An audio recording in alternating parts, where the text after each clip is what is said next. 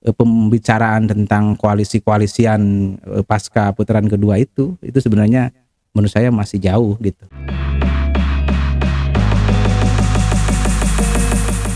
Enggak. Pemirsa, login Sabulang Bentor. Kita bertemu dalam session berikut ini dan masih tetap bersama saya, seorang pengamat politik, tidak hanya di Priangan Timur, tetapi menasional. Inilah dia, Bung Maulana Jana.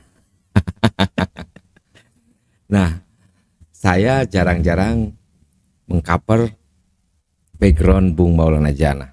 Beliau adalah alumni dari Solo ya, UNS. S1-nya di sosiologi, kemudian S2-nya di UIN, ambil apa? Sosiologi lagi, dan S3-nya di Universitas Islam Negeri Syarif Hidayatullah, doktoralnya ya. Dan beliau sangat, bahasa Jermannya itu Jerman Manunjaya ya. Sangat ngolotok dengan kondisi sosiologis dalam perspektif politik. Oke ya, Bung Maulana Jana. Ini kita lihat sekarang ingar-bingar kontestasi Capres-Cawapres 2024. Dan elit politik yang berkontestasi itu mewacanakan, terutama dari kubu 01 dan 03, ya, akan adanya arus untuk koalisi.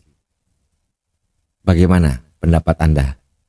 Ya, kalau saya sih melihat ini satu hal yang wacana yang luar biasa gitu ya, meskipun memang putaran satu juga sebenarnya kan belum terjadi. Iya. Ya. Mestinya kan kalau saya gitu ya, membangun komunikasi itu mestinya ada yang di depan layar, ada juga yang di balik layar gitu kan. Hal-hal yang seperti itu sebenarnya kan untuk konsumsi publik, ntar dulu dong kalau misalnya apakah nanti mau diputuskan berkoalisi atau tidak, itu kan mestinya kan masih jauh ya. 14 Februari itu berarti habis-habisan dulu berkontestasi. Ya, harusnya habis-habisan dulu berkompetisi antara 1, 2, 3 ya. Nah, kalau misalnya udah bicara nanti mau ada mau ada koalisi pasca di putaran kedua. Justru nanti strateginya kebaca gitu Kang Nijar. Oh, begitu ya. Wah, ini menarik nih ya. Berarti ada front di depan seperti apa, ya, dan ada yang background di belakang. Ya. Nah, ini. Tetapi kalau misalkan itu terjadi, ini bagaimana preferensi pendukung masing-masing? Ini menarik. Ya, nanti saling apa namanya ya? Mungkin akan terjadi ini preferensi dukungan 01, 03. Ya.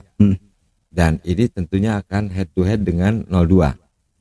Ya kan, begitu. Ya. Nah, ini bagaimana dinamisasinya? Ya, apakah akan ada bedol desa dan sebagainya, kan begitu? Pertama kita lihat dulu misalnya kalau kemungkinan dalam tanda petik ya, kemungkinan siapa yang akan masuk ke putaran kedua, atau mungkin kalau kita bicara hanya satu putaran kan selesai, tidak ada persoalan koalisi-koalisian gitu kan.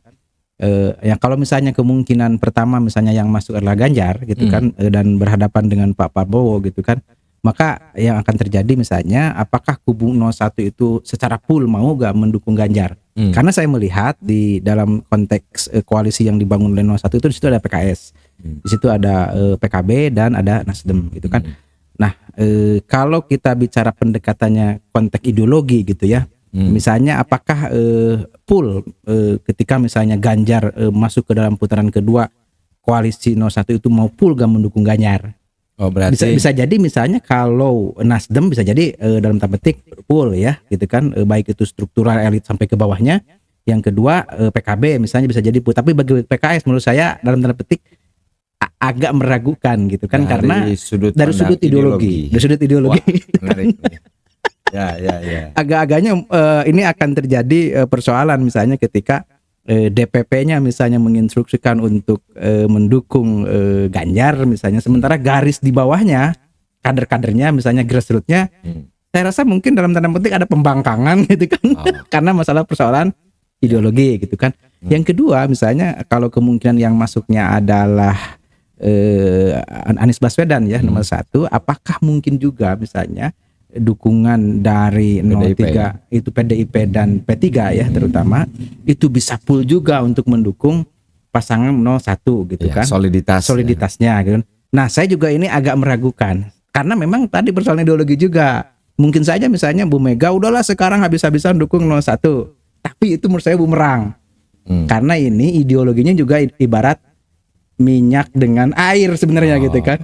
Agak-agak berat gitu kan. Mungkin saja bisa jadi secara elit tapi secara praktis di lapangan agaknya berat gitu itu. Tapi dalam konteks politik mungkin catatan lainnya adalah sesuatu yang tidak mungkin bisa saja terjadi. Tapi kalau lihat dari ini untuk Indonesia rasa-rasanya agak berat gitu kan untuk berarti ini kan 1 bulan lagi kita mencoblos. 1 bulan lagi. Kalau memang wacana 0103 mau berkoalisi menggelinding terus, yang diuntungkan 02 dong. Gimana ini? Justru saya juga melihat misalnya kemarin ketika Mbak Puan itu menanggapi beberapa wartawan terkait dengan atau mungkin juga beberapa media yang bukan Mbak Puan ya. Kalau Mbak Puan tadi sorry saya mengklarifikasi terkait dengan pemakzulan. Ada beberapa media atau juga tokoh-tokoh dari kalangan 01 dan 03 sudah membangun komunikasi politik terkait dengan kemungkinan akan berkoalisi pada putaran kedua gitu kan.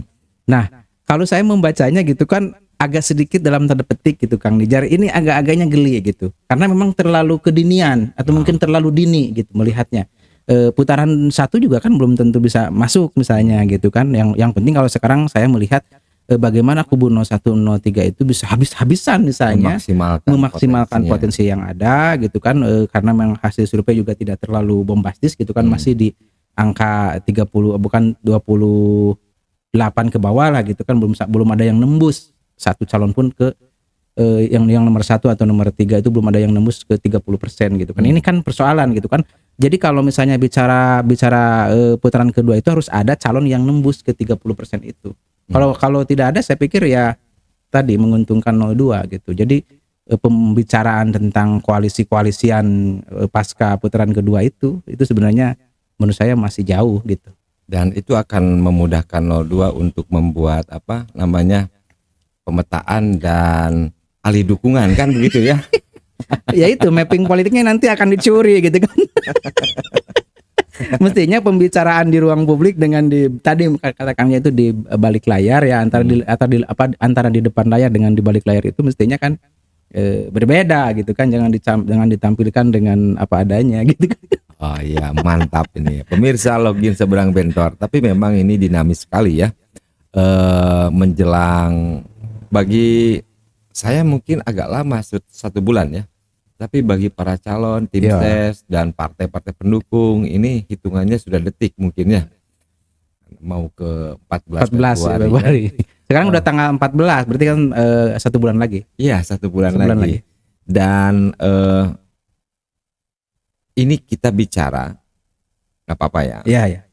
Kalau misalkan anomali yang muncul dari survei yang ada dari luar negeri. Selama ini yang diradar survei dari mana saja tuh? Internal ya, di Indonesia. Bukan, ya, yang dari luar negeri. Kalau dari luar negeri yang gimana? Yang, ini akan kita lihat nanti kaitannya dengan koalisi ya. Kalau dari luar negeri memang ada beberapa yang mengunggulkan itu pasangan nomor 3 ya, terutama misalnya kajiannya Roy Morgan ya, yang bukan menguntungkan, yang mempublikasikan bahwa memang hasil survei bukan menang, hasil survei yang unggul gitu kan. Itu pasangan nomor 3 gitu kan, sehingga maka bagi kalangan 3 itu kemungkinan 2 putaran gitu persepsi dari hasil riset itu. Tetapi kalau dibandingkan dengan riset yang ada di Indonesia itu kan berbeda, angka-angkanya berbeda gitu. Terus di dalam negeri juga kan selain survei ada polling. Nah ini ya, polling juga menarik ya. Beberapa polling yang diselenggarakan misalkan oleh Indonesia Lawyer Club ya dan sebagainya. Ya. Itu kayak terbacanya lain. Ya gini polling kan lebih tidak rumit kan. Lebih sederhana ya. Ya, betul. Jadi gini, kita kalau membaca survei atau lembaga-lembaga yang ada ya, pertama kita lihat dulu lembaganya seperti apa. Apakah dia punya track record riset yang lama ya.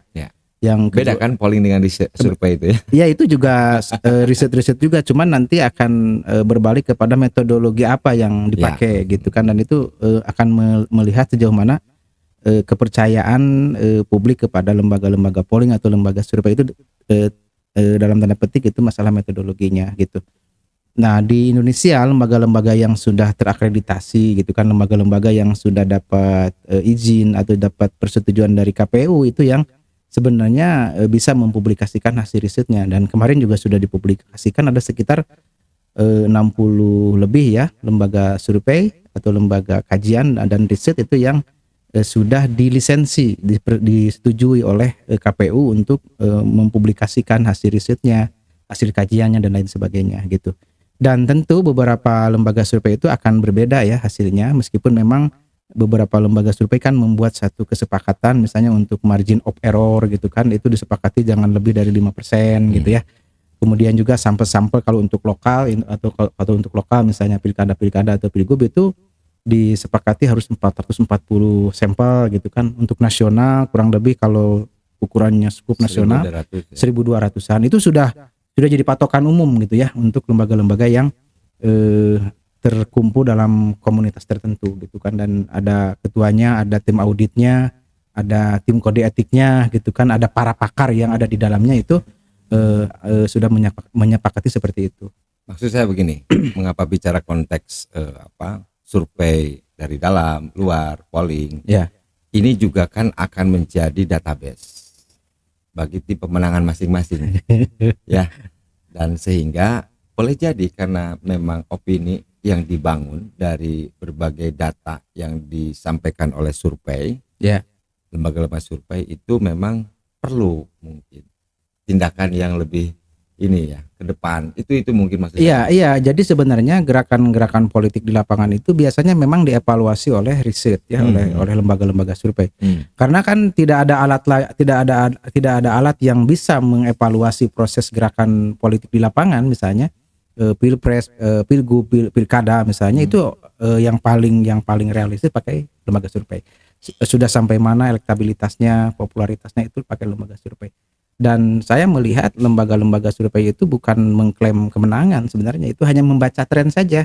Dan saat itu Jadi misalnya kalau surveinya tanggal 1 sampai tanggal 10 Januari misalnya, berlaku pada saat itu. iya, dan itu Tanggal- pasti berikutnya. Tanggal 11, 12, 13 dan terus selanjutnya itu tanggal yang tidak diteliti, artinya kan boleh jadi pada masa itu sudah berubah gitu kan. Oleh karena itu maka ada masa kadaluarsanya riset itu.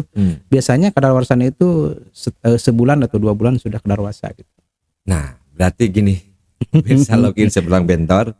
Jadi kita memang temanya adalah bagaimana kemungkinan koalisi muncul dari 3 kontestan ya, 3 pasangan capres cawapres ini, dan itu tidak menutup kemungkinan karena memang ewu pakewu yang ada di berbagai survei ya.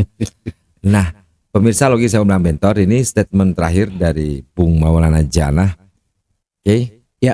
Ya saya kira gini Kang Nijar, proses komunikasi politik yang dilakukan oleh 01 dengan 03 saya pikir hal yang wajar dalam dunia politik gitu. Dan tentunya juga proses-proses itu akan diukur ya efektivitasnya. Nah, mereka pasti lewat kajian yang mendalam, masukan-masukan dari lembaga survei, atau juga mereka punya basis data, punya kajian yang realistis gitu kan untuk membangun itu. Dan kita saksikan saja apakah memang nanti koalisi itu akan terbentuk pasca pasca tanggal 14 Februari itu gitu kan, siapa yang masuk di putaran 2 atau memang Indonesia ini hanya satu putaran gitu. Iya. Pemirsa login sebelang bentor, mungkin juga tidak akan tercatat sebagai koalisi, tapi preferensi pemilih dari yang tersisih di putaran pertama akan bergerak Ya. ke tujuan masing-masing ya. Nah, itu mungkin. Kalau dideklarasikan berarti menjadi formal.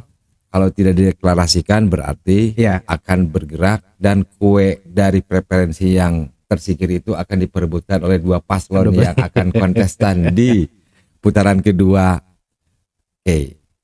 Login sebelang bentor, kita bertemu di session berikutnya.